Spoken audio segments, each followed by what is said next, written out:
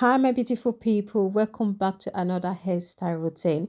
So let's jump into it. All I needed for this hairstyle was just my leave-in conditioner, my oil, my water bottle, and my gel as well, and some rubber bands, and that was it.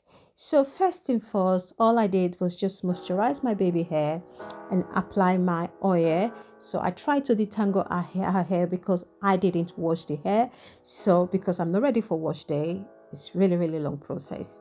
So all I did was just moisturize her hair and restyle.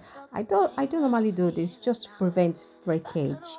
So guys, it's not really easy to do with afro hair, but I'm doing it. I'm getting there. I'm managing my hair. I'm managing Kindo's hair.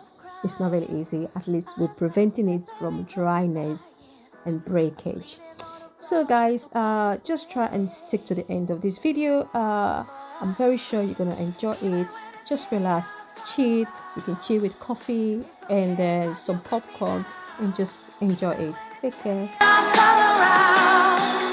It's okay cause you're with me now, now, now. It's okay cause you're with me now, now, now.